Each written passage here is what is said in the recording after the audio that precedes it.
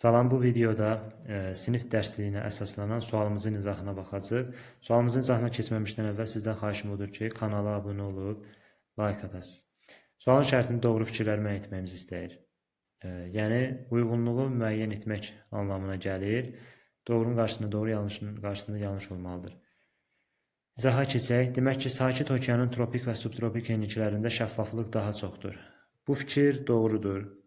Sakit Okean bilir ki, ən isti okeandır, 19 dərəcə temperaturdur və burada şəffaf olmasının səbəbi də günəş şüalarının böyük bucaq altına düşməsi amil kimi təsirlər var. Fikir doğrudur, qarşısına doğru yazıb götürürük. İkinci, yay mussonları iyundan oktyabr ayına qədər davam edir.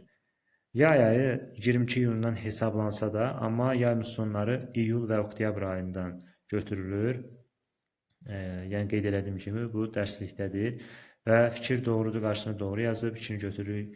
3. Transpirasiya prosesinin daha üstün olduğu ərazilərdə buludlu, qalxan hava və geniş meşə qurşağı təşkil edir. Transpirasiya sözünün mənası, məsələn, sudan buxarlandığı kimi bitkilərdən də buxarlanma olur. Bitkilərdən buxarlanma transpirasiya prosesi deyilir. Və bunun da daha çox üstün olduğu ərazilər təbii ki, meşə qurşağının daha çox olduğu ərazilər, yəni bitkilərin üzvə aləminin daha çox olduğu ərazilərdir. Və burada məsələn yazsaydı ki, səhra və yaxud da ki, enən hava, aydın hava yazsaydı, bu fikir yanlış olardı. Yəni, üzvə aləmə xas olan xüsusiyyətləri yazdığı üçün bu fikir doğru, qarşısını yanlış yazıb götürmürük. Dördüncü, Oymyakon şəhərində -97,6 Farenheit müşahidə edilib. Bu Farenheit məsələləri olimpiyadada istifadə olunub. Çox güman ki, miqdə də istifadə olunacaq.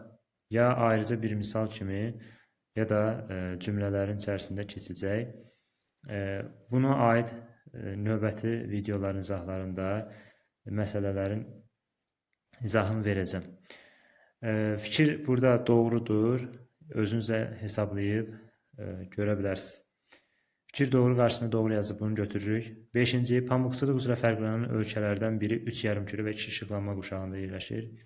Pamıqçılıq üzrə fərqlənən ölkələrin məsələn sayaq, deyək ki, ABŞ, Braziliya, Özbəkistan, Hindistan, Çin, Avstraliya, Türkiyə, Pakistan kimi ölkələri qeyd edə bilərik. Məsələn, bunların içərisində fərqlənən ölkə məsələn Braziliyadır. Braziliyada 3 yarımkürə, yəni ekvator xətti kəsir və 2 işıqlanma cənub tropik xətti kəsir. Yəni fikir doğrudur.